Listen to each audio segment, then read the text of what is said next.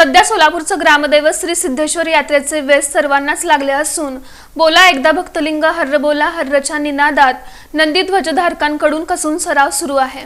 शिवयोगी श्री सिद्धरामेश्वर महाराजांची यात्रा अवघ्या एका महिन्यावर आली असल्यानं नंदी ध्वजधारकांच्या उत्साहाला उधाण आलं आहे। नंदी ध्वजधारकांकडून सराव करून घेण्यात मास्तर मंडळी व्यस्त झाली आहेत। गेल्या आठवड्यापासून सराव केला जात आहे। हा नंदी ध्वज पेलण्याचा सराव आता अंतिम टप्प्यात आल्याचं दिसून येतं। दिवाळी संपल्यानंतर सोलापूरकरांना ग्रामदैवत शिवयोगी श्री सिद्धरामेश्वरांच्या यात्रेची ओढ लागलेली असते। या यात्रेचं प्रमुख वैशिष्ट्य असलेल्या नंदीध्वज आणि नंदीध्वजधारकांबद्दल विलक्षण आकर्षण असल्यानं भक्तांमध्ये सराव नंदीध्वजांची पूजा करण्याची प्रथा आहे। नंदीध्वजांची पूजा केल्यानंतर नंदीध्वजधारकांना अधिक ऊर्जा मिळावी म्हणून सेवेकऱ्यांना सुकामेवा खिरीचं जेवण देण्याची परंपरा आहे। खिरीसोबत तूप, केळी आणि दुधाला प्राधान्य दिलं जातं। यात्रेत सर्व समाजांचे मिळून मानाचे 7 नंदीध्वज असून नंदीध्वज पेलण्याचा कसून सराव मास्तरांकडून करून घेतला जात आहे।